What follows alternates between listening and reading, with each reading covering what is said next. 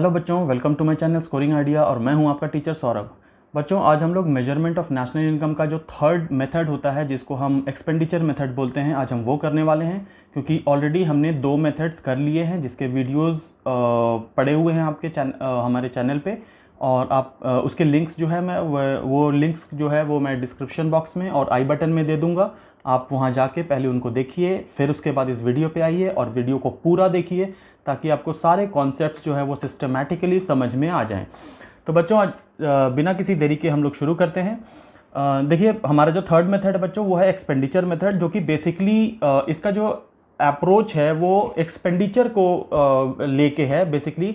क्योंकि जब हम वैल्यू एडेड मेथड में करते हैं तो वहाँ पे हम जो हमारा बेसिस होता है वो that is the value of output generated through out the year, कि जो वैल्यू ऑफ आउटपुट हमारा पूरे साल में जनरेट होता है उसको हम बेस मान के हम अपना नेशनल इनकम कैलकुलेट करते हैं, जिसमें कि मोस्टली प्रोड्यूसिंग सेक्टर्स आ जाएंगे। अब दूसरा जो है वो इनकम मेथड है। अब हर जगह पे क्या होता है कि कुछ जगह पे गुड्स एंड सर्विसेज प्रोड्यूस की जाती हैं और बाकी जगह पे जो एक इनकम का सेक्टर होता है वो हमारा होता है by providing them factor services जैसे इसमें लैंड, लेबर, एंटरप्राइज और आपका जो प्रॉफिट होता है, इंटरेस्ट होता है, ये आ जाता है। तो उसकी वजह से क्या होता है, वो इनकम जो होती है अगर हम उसको ध्यान में नहीं रखेंगे अगर, तो वो इनकम जो होता है वो हम छोड़ देंगे, लाइक उसको एसोसिएट करने में, लाइक हम अपने उसको इंक्लूड करने में हम छोड़ सकते हैं। तो इस वजह से हमने इनकम मेथड को यूज़ किया उसके अंदर में, तो हमारा वो पार्ट कवर अप हो गया। अब थर्ड मेथड जो होता है बच्चों वो एक्सपेंडिचर को लेके भी होता है। तो एक्सपेंडिचर मतलब होता है कि जो हमारे जो डिफरेंट सेक्टर्स होते हैं, यहाँ पर तीनों सेक्टर्स जो होते हैं वो डिफर करते हैं। जैसे कि हमने जो अर्लियर जो दो मेथड्स थे उसमें हमने 3 सेक्टर्स लिए थे, प्राइमरी, सेकेंडरी और टर्शरी। यहाँ पर बच्चों एक्सपेंडिचर की बात है तो इसकी वजह से यहाँ पर जो 3 सेक्टर्स होते हैं नॉर्मली वो मेनली होते हैं आपका प्राइवेट सेक्टर, दूसरा होता है गवर्नमेंट सेक्टर और तीसरा होता है इंटरनेशनल सेक्टर जिसको हम अब्रॉड बोलते हैं या फॉरेन सेक्टर बोलते हैं, तो उनको लेते हैं। तो आइए इसको थोड़ा डिटेल में समझ लेते हैं। पहले देखिए बच्चों, इसको हम लोग दूसरे नाम से भी जानते हैं, जिसका ये इन एक्सपेंडिचर मेथड को हम एक दूसरे नाम से भी जानते हैं, जो अलग अलग बुक्स में कई बार आपको एक्सपेंडिचर मेथड के जगह पे इनकम डिस्पोजल मेथड भी मिलेगा। तो इनकम डिस्पोजल का मतलब क्या हुआ, जो भी एक पर्टिकुलर सेक्टर में इनकम जनरेट होती है वो वापस मार्केट में चली जाती है in the form of consumption expenditure. जैसे कि अगर एक हाउस होल्ड होता है वो एक इनकम जनरेट करके मंथली लाता है, तो उसका एक बड़ा पोर्शन जो होता है वो वापस डिस्पोज कर देता है मार्केट में for the consumption of goods and services. वो आप जैसे इनकम आपको मिलती है, सैलरी मिलती है या आपने किसी भी तरीके से इनकम जनरेट किया, तो आप उसका क्या करोगे, एक पार्ट जो होता है वो आप मे बी फर्दर फ्यूचर के लिए सेव करोगे, और दूसरा जो बाकी रेस्ट ऑफ द पार्ट होता है वो आप डिफरेंट टाइप्स के कंजम्पशन में स्पेंड कर दोगे। और यही चलता रहता है। आपने फर्स्ट वीडियो जाके इसमें देख लेना, आप वहां पर आपका जो कंसेप्ट है that is the circular flow of income, वो इसी के ऊपर बेस्ड है कि एक तरफ से इनकम आती है, दूसरी तरफ से खर्च हो जाती है वापस मार्केट में। तो वही कंसेप्ट होता है। इसी वजह से हम इसको डिस्पोजल मेथड भी बोलते हैं, income disposal method. That means कि इनकम जो होता है वो डिस्पोज किस वे में डिस्पोज होगा, एक्सपेंडिचर के मेथड, एक्सपेंडिचर के वे में होगा। तो इस वजह से इसका ये दूसरा नाम है। तो आप कंफ्यूज मत करना कि ये कुछ अलग आ गया, ठीक है। अब यहां देखिए, इसमें एक बहुत बड़ा फैक्ट आता है, वो ये है कि अगर आप सारे एक्सपेंडिचर्स को right from the government, private and foreign sector, आप उसको सब पूरे को सम अप करोगे तो that will be equal to the GDP market price. GDP market price के इक्वल आएगा, क्योंकि वही वैल्यू ऑफ जो total value of goods and services हैं उन्हीं पर आप खर्च कर रहे हो, तो उसका जो मार्केट वैल्यू होगा वही आपका एक्सपेंडिचर होगा टोटल। तो इसकी वजह से क्या होगा, sigma final expenditure is equal to the gross domestic product at market prices, जिसको हम दूसरे लैंग्वेज में GVA-MP भी बोलते हैं। जो वैल्यू एडेड मेथड में था GVA-MP, वो यही चीज है, ठीक है। तो वही जो टोटल आपका जो प्रोडक्शन हुआ वही कंजम्पशन एक्सपेंडिचर में हम उसी का प्राइस पे करके वो गुड्स एंड सर्विसेज जो होता है वो अवेल करते हैं। तो आइए नेक्स्ट स्लाइड पे चलते हैं। अब बच्चों, हम लोग इसके सेक्टर्स को बेसिकली जो कंजम्पशन एक्सपेंडिचर जहां पर इनकर होता है वो सेक्टर्स कौन कौन से हैं, तो देखिए इसमें पहला जो है बच्चों ये है हाउस होल्ड और फर्म्स। इनको हम एक साथ मिला के प्राइवेट सेक्टर बोलते हैं। प्राइवेट सेक्टर, इसका मतलब क्या हुआ, हाउस होल्ड्स और firms, these are different from government. अब जो हम सोसाइटी में रहते हैं वहाँ पे फर्म्स भी ऑपरेट कर रहे हैं और साथ साथ जो हाउस होल्ड्स या इंडिविजुअल्स होते हैं वो भी ऑपरेट करते हैं अपनी economic activities. House holds income generate करता है, वो वापस मार्केट में जाके खर्च करता है उसी इनकम को। उसी तरह फर्म्स जो होते हैं, फर्म्स ऐसा नहीं कि सिर्फ प्रोड्यूस करते हैं, वो कंज्यूम भी करते हैं। एक फर्म है वो गाड़ी भी यूज़ करता है, पेट्रोल भी यूज़ करता है, स्टेशनरी भी यूज़ करता है, फर्नीचर भी यूज़ करता है, डिफरेंट चीज़ें यूज़ करता है। तो उसके लिए वो उसी मार्केट से ही परचेज करता है। हर फर्म हर चीज़ तो नहीं बना सकता कि वो अपना सेल्फ मेड कंजम्पशन जो होता है, मतलब उसको सेल्फ मेड लाइक कंजम्पशन को सेल्फ मेड जो प्रोडक्ट्स होते हैं उसी से सेटिस्फाई करेगा। एक गारमेंट कंपनी होती है, वो पेट्रोल पे भी खर्च करती है, या उसको भी स्टेशनरी की ज़रूरत पड़ती है, उसको भी सॉफ्टवेयर की ज़रूरत पड़ती है। तो डिफरेंट फर्म्स जो होते हैं वो कलेक्टिवली खर्च करते हैं मार्केट में for availing the services for different purposes. तो ये हो गया हमारा प्राइवेट सेक्टर। दूसरा हो गया बच्चों गवर्नमेंट सेक्टर।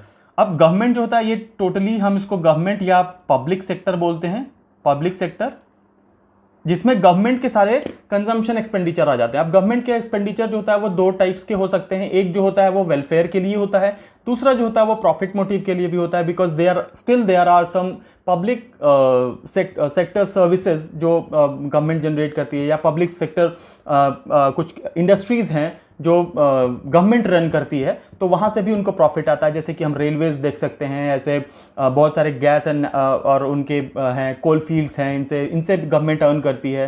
इंफ्रास्ट्रक्चर डेवलपमेंट करके वहाँ से अर्न करती है। ऐसे बहुत सारे सेक्टर्स अभी भी हैं।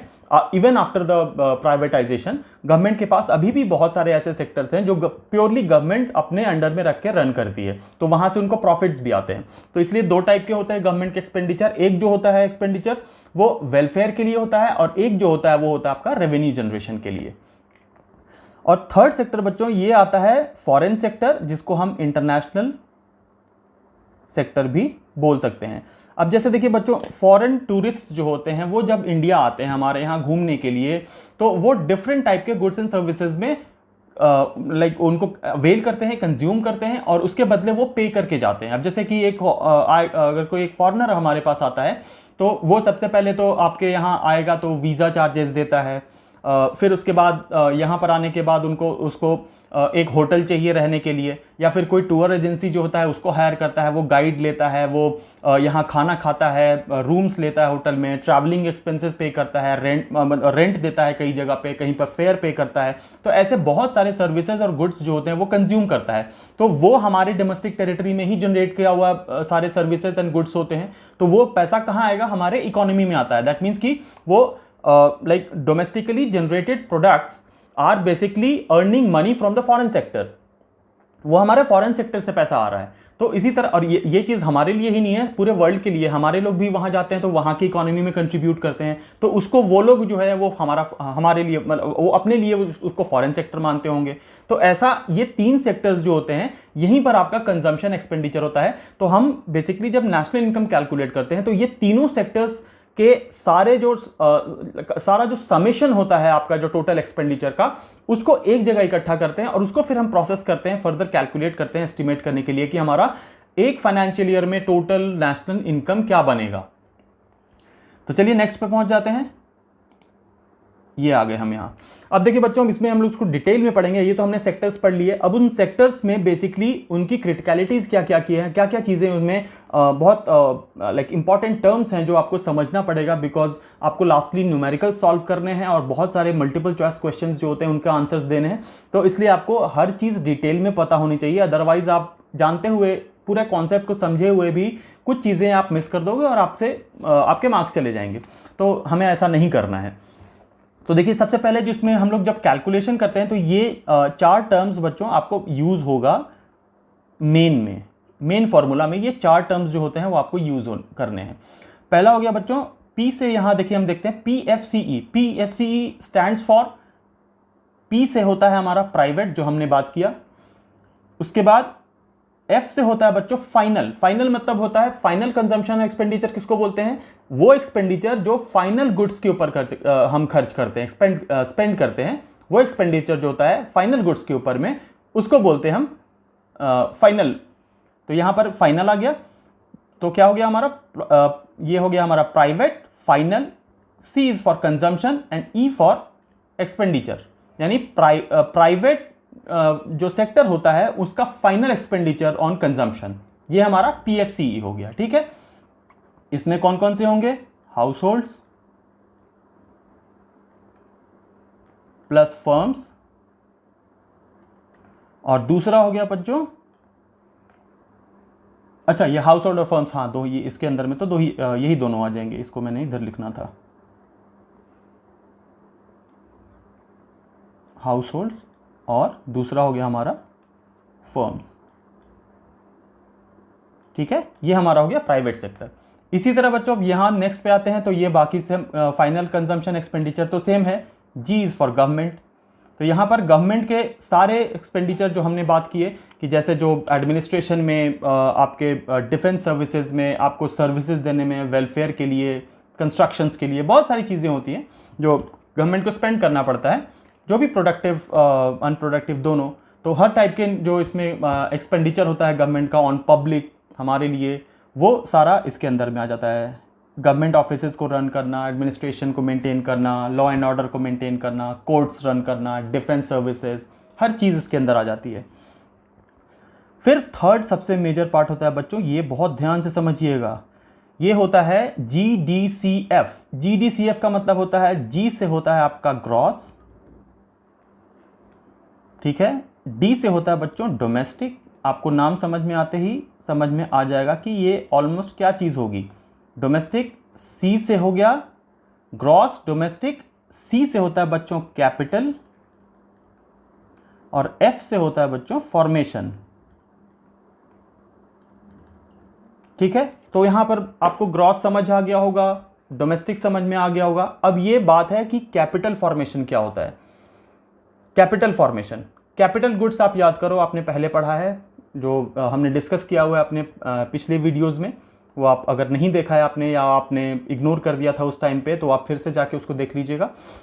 कैपिटल फॉर्मेशन होता है बच्चों जब आपका इन्वेस्टमेंट फिक्स्ड एसेट्स या फिक्स्ड जो आपके कैपिटल गुड्स होता है उस पर आप इन्वेस्ट करते हो फॉर मतलब for the purpose of long term revenue generation या इनकम जनरेशन। जैसे कि आप बिजनेस में जो फिक्स्ड एसेट्स खरीदते हो उसमें क्या आ जाता है, मशीन्स आ जाती हैं, लैंड परचेज कर लिया, कोई बिल्डिंग परचेज कर लिया, कहीं पर आपने कुछ कंस्ट्रक्शन करवाया, तो ये सारी चीज़ें, जितने भी टूल्स इंप्लीमेंट्स ये सब होते हैं, वो सारे कैपिटल गुड्स होते हैं। क्योंकि कैपिटल गुड्स का मतलब ही होता है कि हम उन गुड्स को कैपिटल गुड्स बोलते हैं जो कि फर्दर जो लाइक प्रोडक्शन प्रोसेस होता है उसको रन करने के लिए यूज किए जाते हैं, तो उनको हम बोलते हैं कैपिटल गुड्स। तो इसमें जो भी कैपिटल फॉर्मेशन से रिलेटेड जितने फिक्स्ड एसेट्स हैं, आपने मशीन्स ले लो, plant, machinery, land, building, warehouses, offices, जो भी टाइप के कंस्ट्रक्शन है, मार्केट्स, तो ये सारी चीज़ें बच्चों कैपिटल फॉर्मेशन में यूज होती हैं। अब इसको हम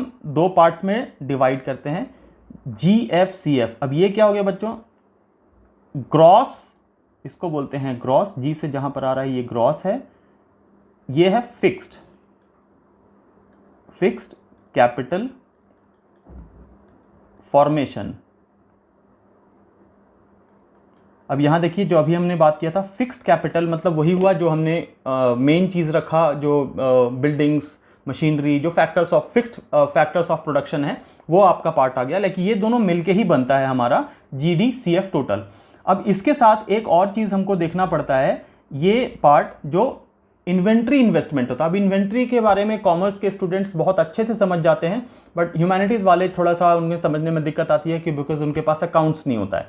तो बच्चों आप इस चीज़ को ऐसे समझ लीजिए कि एक तो फिक्स्ड कैपिटल हो गया आपका फॉर्मेशन, जो आपने फिक्स्ड एसेट्स वगैरह दिए, ये तो हमारा लाइक एक तरह से बोल सकते हैं एसेट है, या हम जिसमें इन्वेस्ट करते हैं for long term purpose of production. अब दूसरा जो होता है, कुछ ऐसे होते हैं जो शॉर्ट टर्म के लिए आपको इन्वेस्टमेंट करना पड़ता है, but those are also like you can say it like assets. वो एक एसेट होते हैं, बट वो शॉर्ट टर्म एसेट्स होते हैं। कैसे? जो आपके पास स्टॉक होता है, स्टॉक इन द सेंस, अगर आपके पास जैसे एक साल में अगर हम जो गुड्स प्रोड्यूस कर रहे होते हैं या रॉ मटेरियल्स प्रोड्यूस कर रहे होते हैं, तो उसका एक स्टॉक आपके पास जो होता है वो जमा हो जाता है एक जगह पे, ठीक है, तो उसको हम बोलते हैं स्टॉक। अब इसका सीन ये है बच्चों कि जब आप एक फाइनेंशियल ईयर में कैलकुलेशन करते हो, तो उसमें हम जो टैक्स पे करते हैं, या जो फाइनेंशियल ईयर हमने बना रखा है, वो होता है हमारा 1 April of the current year to the 31 March of the next year, ये हमारा फाइनेंशियल ईयर होता है। तो उस फाइनेंशियल ईयर में क्या होता है, प्रोडक्शन जो होता है वो कंटिन्यूअस चलता रहता है, ठीक है। प्रोडक्शन आपका कंटिन्यूअस चलता है, वो रोज रोज होता रहता है। उस समय हम ये नहीं देखते कि आज हमें कितना बनाना है और कितना मार्केट में जाना है। आप अपना एक टारगेट बना लेते हैं और प्रोड्यूस करते चले जाते हैं। तो जब, और ये गेम बच्चों एक दिन का है, यानी 31 मार्च से लेके नेक्स्ट ईयर का, यानी एक अगले दिन ही आपका ईयर चेंज हो जाता है, फाइनेंशियल ईयर, और आपके नए अकाउंट्स शुरू हो जाते हैं, ठीक है। तो उसी का पूरा वैल्यूएशन जो होता है वो हम करते हैं। तो इस केस में क्या होता है, क्लोजिंग और ओपनिंग स्टॉक का आपको बैलेंस जो होता है वो नए ईयर में काउंट करना पड़ता है। बिकॉज क्या होगा कि जब सिर्फ एक दिन के लिए आप प्रोडक्शन रोक तो नहीं सकते हैं कि आज हम इस पूरे को एनी हाउ मार्केट में भेज के ही रहेंगे। जितना भी हमारे पास लास्ट वाले डे 31 मार्च को जितना भी हमारे पास स्टॉक है उसको हमें एनी हाउ डिस्पोज करना है मार्केट में। ये तो हमारे हाथ में नहीं होता है, जैसे ऑर्डर्स आएंगे आपको वैसे मार्केट में सप्लाई करना है। तो उस केस में क्या होता है, 31 मार्च के दिन जितना स्टॉक आपके पास रह जाता है, अब उसे आप फेंक तो नहीं दोगे कि नहीं हम कल से नया स्टॉक बनाएंगे, क्योंकि ये तो पुराना हो गया एक दिन में। तो हम उसी को कैरी फॉरवर्ड कर देते हैं नेक्स्ट ईयर। तो उस केस में क्या करते हैं, जो अगले दिन का आपका ओपनिंग स्टॉक होता है उसमें इंक्लूड कर लेते हैं, लेकिन इस साल उसको माइनस कर देंगे। यानी दोनों का बैलेंस जो होता है वो हम ओपनिंग स्टॉक के दिन लिखते हैं फर्स्ट डे, एंड फिर नेक्स्ट डे से अपना प्रोडक्शन चलना शुरू हो जाता है टिल नेक्स्ट ईयर। तो ये बच्चों इसको हम बोलते हैं इन्वेंट्री इन्वेस्टमेंट, इन्वेंट्री मैनेजमेंट या इन्वेस्टमेंट दोनों बोलते हैं।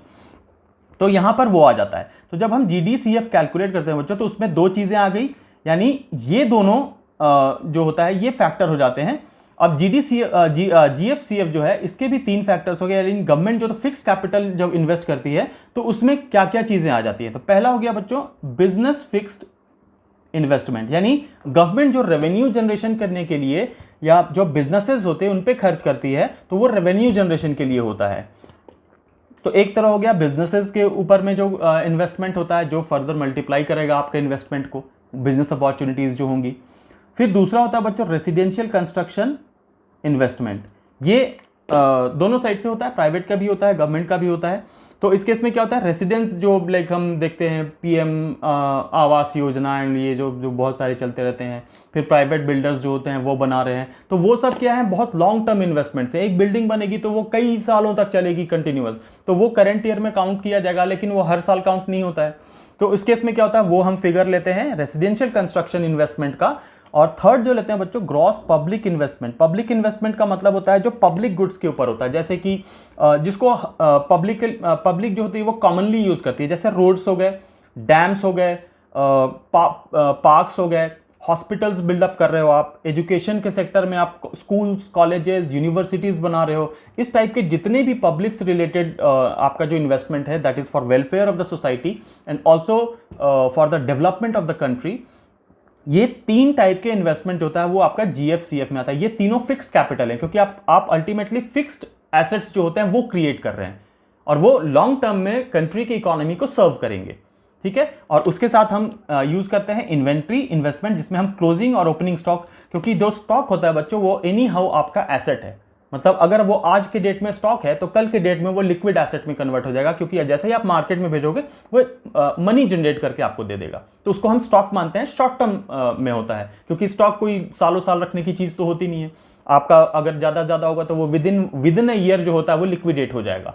बट जो फिक्स्ड एसेट्स होते हैं वो एक साल में जरूरी नहीं है कि लिक्विडेट हो। तो इन चीजों को हम फिक्स्ड में रखते हैं, यानी +1+ जो लाइक इनका जो बेसिकली लाइफ होता है 1+ ईयर्स होता है, तो इसलिए उसको हम फिक्स्ड जो एसेट्स होते हैं उनमें बोलते हैं, या फिक्स्ड कैपिटल फॉर्मेशन होता है उसमें बोलते हैं। ये लॉन्ग टर्म इन्वेस्टमेंट्स होते हैं।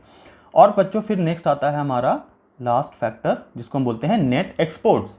अब एक्सपोर्ट्स का नेट मतलब यहां पर सिर्फ एक्सपोर्ट नहीं है, यहां पर है X - M। X is for export, X is for export and M stands for import, ठीक है। अब याद कीजिए कि अभी थोड़ी देर पहले मैंने आपको फॉरेन सेक्टर के बारे में बताया कि फॉरेन सेक्टर से हमारी इकोनॉमी कैसे अर्न करती है। फॉरेन टूरिस्ट जो है वो यहाँ पर आए या यहाँ पर आके कंजम्पशन किया, यहाँ पर आपको आपके बिल्स पे किए, आपके सर्विसेज के कॉस्ट जो था वो पे किया, डिफरेंट प्राइस जो था वो पे किया, होटल के टैरिफ पे किया, गाड़ी जो हायर किया था, रेंट उसका जो फेयर होता है वो पे किया, कहीं पे कुछ रेंट पे किया, एनी हाउ बहुत सारे टाइप के सर्विसेज कंजम्पशन किया, होटल रेस्टोरेंट में गए, वहाँ खाए पिए, वहाँ बिल दिया, तो ऐसे आपका अर्निंग हुआ। इसी तरह आपके लोग भी बाहर जाते हैं, जब हमारे लोग होते हैं वो बाहर जाते हैं, वो वहाँ पे करते हैं, तो उस केस में इंपोर्ट और एक्सपोर्ट का कॉन्सेप्ट आता है। जब भी हम फॉरेन सेक्टर से अर्निंग की बात करते हैं तो वहाँ पर टू वे प्रोसेस होता है। Two way process in the sense ऊपर के 3 सेक्टर जो होता है वो that are exclusively for Indian economy, like हमारे अपने डोमेस्टिक इकोनॉमी का फैक्टर है। लेकिन जैसे ही नेट एक्सपोर्ट की बात आती है तो हमारे यहाँ से एक्सपोर्ट्स भी हो रहे हैं और हम दूसरी कंट्रीज से इंपोर्ट भी कर रहे हैं। उनके टूरिस्ट हमारे यहाँ आके काम मतलब घूम फिर रहे हैं, हमारे यहाँ खर्च कर रहे हैं, तो हमारे टूरिस्ट भी बाहर जाके वहाँ पे स्पेंड कर रहे हैं। तो हमें क्या करना होता है, उन दोनों का डिफरेंस जो होता है वो कैलकुलेट करना है और वो फिर हम अपने नेशनल इनकम में इंक्लूड करते हैं। It may be favourable, it may be unfavourable. That means कई बार होता है कि हमने ज़्यादा पे कर दिया, हमने एक्सपोर्ट कम किया और इंपोर्ट ज़्यादा कर लिया, तो उस केस में हमारे लिए जो फिगर आएगा बैलेंसिंग वो नेगेटिव होगा। उसी तरह कई फाइनेंशियल ईयर में हमारा जो फिगर होगा वो पॉजिटिव होगा क्योंकि हमने ज़्यादा एक्सपोर्ट किया है, लाइक हमने अर्निंग ज़्यादा की है और स्पेंड कम किया है। जैसे कि चाइना, तो चाइना में क्या होता है, उन्होंने हर जगह पे एक्सपोर्ट करना है, हर तरह की इंडस्ट्रीज बना रखी है उन्होंने, हर चीज़ डोमेस्टिकली प्रोड्यूस करना है। तो naturally most of the cases में उनके जो एक्सपोर्ट्स होते हैं वो इंपोर्ट से ज़्यादा होते हैं हर जगह पे। मोस्टली उन्होंने उसी इकोनॉमिक पॉलिसी पे काम किया कि हम हर चीज़ बनाएंगे और हम अपने एक्सपोर्ट्स को हमेशा हाई रखेंगे एज कम्पेयर टू इंपोर्ट्स, जिससे कि हमारा जो नेट एक्सपोर्ट है यानी नेट वैल्यू है वो हमेशा फेवरेबल हो हमारे लिए, इकोनॉमी के लिए। तो बच्चों ये कंसेप्ट है, उम्मीद है क्लियर हो गया होगा बच्चों। नेक्स्ट आते हैं, अब आते हैं हम अपने फाइनल प्रोसेस कैसे कैलकुलेट करेंगे। उसके लिए बच्चों आप एकदम साथ साथ लिखते जाइए तो बहुत इजी होगा। सबसे पहले जो आपका बच्चों स्टेप है वो है आइडेंटिफाइंग द सेक्टर्स। अब यहाँ हमने सेक्टर्स जो थे वो कौन कौन से आइडेंटिफाई किए, प्राइवेट, दूसरा हो गया गवर्नमेंट और तीसरा सेक्टर हो गया बच्चों कौन कौन से लिखा, प्राइवेट, गवर्नमेंट और फॉरेन।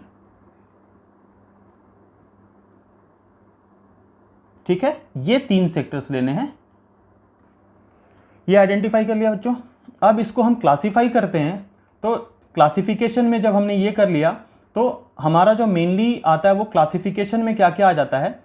पहले अब हम लोग जो टिपिकल वो टर्म्स जो ये आप ये देख लीजिए, ये जो टर्म्स लिखते हैं दिस इज कॉल्ड क्लासिफिकेशन। ठीक है, तो इस क्लासिफिकेशन को हम सेकेंड स्टेप में शुरू करते हैं लिखना।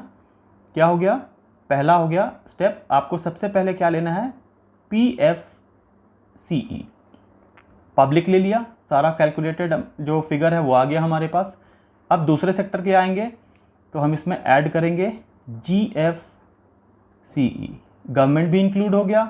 अब कौन सा सेक्टर आएगा बच्चों, फॉरेन सेक्टर आएगा, PFCE उससे पहले हमारा एक और सेक्टर आएगा जो हमारा ये था GDCF।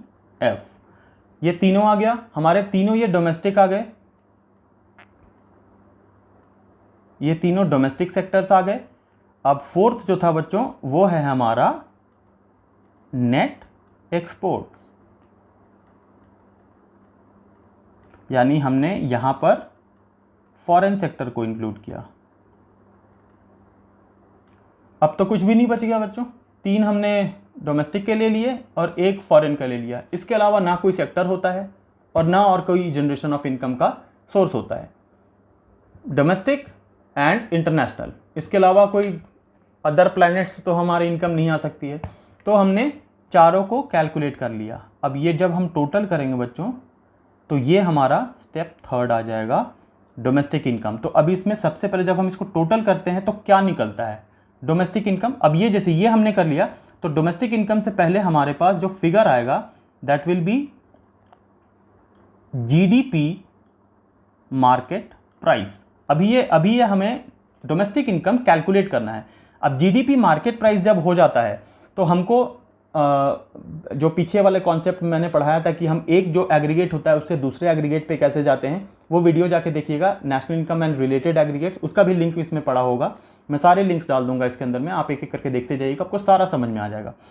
तो जब हम GDP MP पे हैं यानी ये कैलकुलेट कर चुके हैं और अब हमको डोमेस्टिक इनकम पे जाना है। डोमेस्टिक इनकम बच्चों क्या होती है, आपको अच्छे से पता होना चाहिए। डोमेस्टिक इनकम हमारा होता है एनडीपी एट फैक्टर कॉस्ट, तभी हम वहां से नेशनल इनकम पे जा पाएंगे। अभी हम जीडीपी पे हैं। तो अब जब हम यहां पर चेंज देखते हैं बच्चों, तो देखिए इसमें चेंज क्या क्या आ रहा है। डोमेस्टिक और डोमेस्टिक दोनों कॉमन है, यानी हमारा यहां पर डोमेस्टिक और नेशनल वाला कॉन्सेप्ट नहीं आएगा। हमारा चेंज क्या आएगा बच्चों, वो आएगा मार्केट प्राइस से फैक्टर कॉस्ट और ग्रॉस से नेट।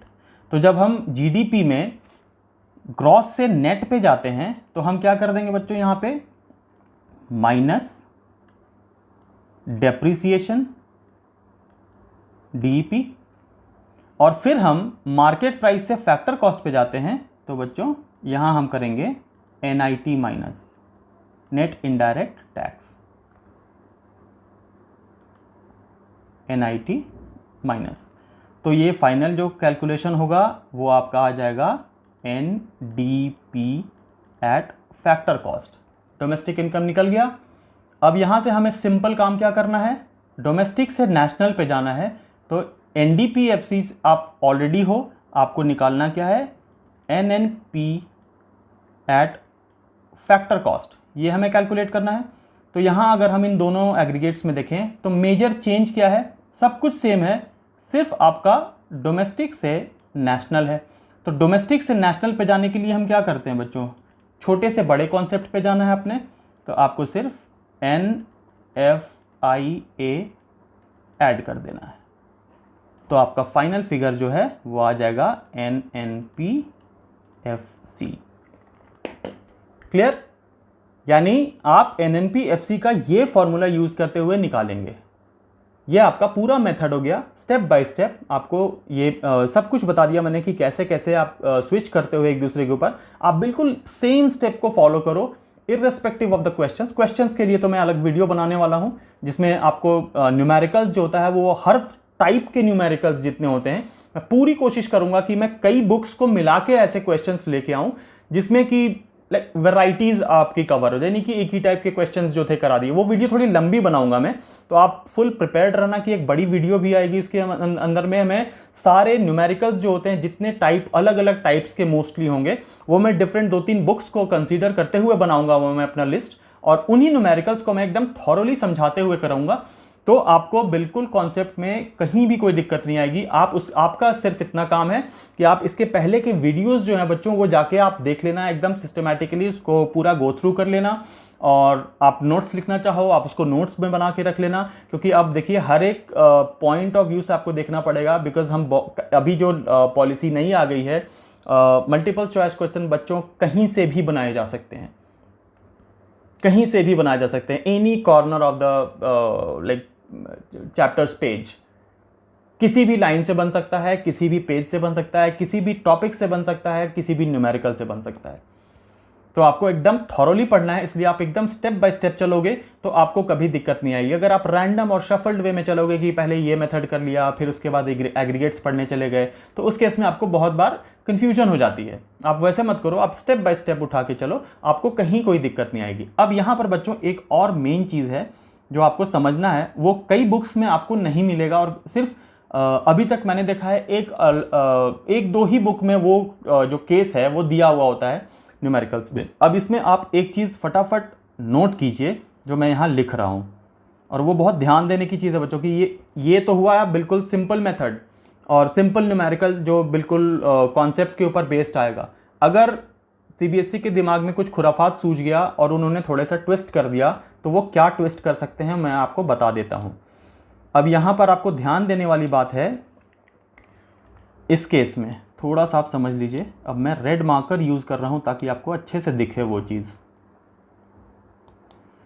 अब यहाँ देखिए बच्चों, जो हम यहाँ यूज़ करते थे, अब जैसे देखिए ये जब हम पीएफसी जीएफसी ले लिया, यहाँ देखिए ध्यान से, इसको मैं थोड़ा बोल्ड कर लेता हूँ, सॉरी,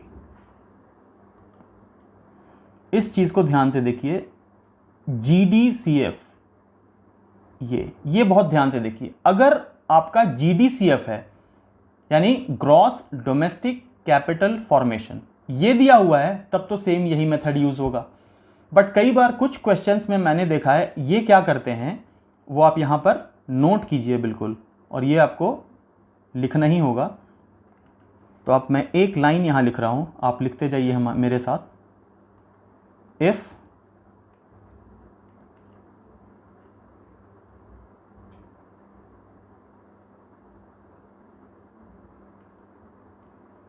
आप ऐसे नहीं, इसको ऐसे लिख लीजिए। इफ़ देयर इज़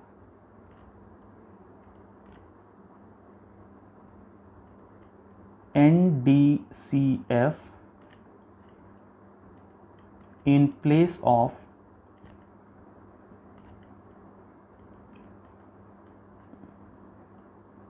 GDCF, इसका मतलब क्या हुआ कि नॉर्मल क्वेश्चंस में तो आपको GDCF मिलेगा, बट इन केस ग्रॉस के जगह पे अगर नेट आ गया तो आप क्या करेंगे?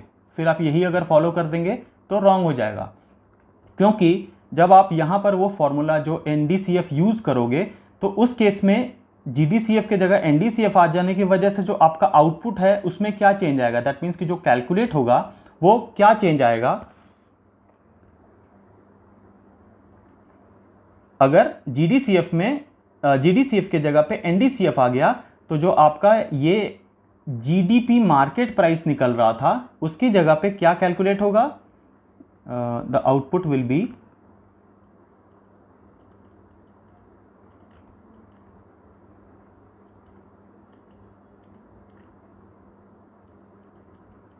NDP market price instead of GDP MP। ये बहुत इंपॉर्टेंट नोट है, इसको आपको समझना होगा। दैट मीन्स कि अगर GDCF की जगह पे क्वेश्चन में NDCF आ गया, नेट दे दिया, तो इसका मतलब है कि जो आउटपुट आप फॉर्मूला वही यूज़ करोगे, वहाँ पर GDCF की जगह पे NDCF यूज़ करोगे, लेकिन जो आपका आउटपुट GDP मार्केट प्राइस आता था और आप ये फॉलो करते थे, वहाँ पर आपका आउटपुट जो होगा वो NDP मार्केट प्राइस आ जाएगा, NDP मार्केट प्राइस आ जाएगा। तो उस केस में आप फिर NDP मार्केट प्राइस से NNPFC पर जाओगे और वही रेस्पेक्टिव यूज़ आपको करना पड़ेगा फॉर्मूला में। तो आप इसके लिए घबराने की ज़रूरत नहीं है, आप इस फैक्टर को बस अपने माइंड में बिठा लो। मैं इसका क्वेश्चन आपको प्रॉपरली वहाँ पर प्रैक्टिकल करके करा दूंगा, जिससे आपको कोई दिक्कत नहीं आएगी। तो आप बेफिक्र रहिए बिल्कुल, इसमें आपको वीडियो में ही हर टाइप के क्वेश्चन, इसीलिए मैं बोल रहा हूँ, मैं हर टाइप के क्वेश्चन को कवर अप कर दूंगा। और ये मेथड जो होता है बच्चों वो यहीं एंड होता है। इसके बाद हम इसके जो आगे आगे का जो आएगा हमारा जो न्यूमेरिकल और उसके जो बाच वाला पार्ट जो बच रहा है वो हम इसमें एक और पार्ट में बना के करेंगे। तो आज के लिए बच्चों इतना ही। अगर आपको वीडियो समझ में आया, कॉन्सेप्ट अच्छा लगा, सारी चीज़ें समझ में आ गई, तो वीडियो को ज़्यादा से ज़्यादा लाइक कीजिए, ज़्यादा से ज़्यादा बच्चों तक शेयर कीजिए और चैनल को सब्सक्राइब कीजिए और नोटिफिकेशन बेल को हमेशा ऑन कर दीजिए। थैंक यू बच्चों।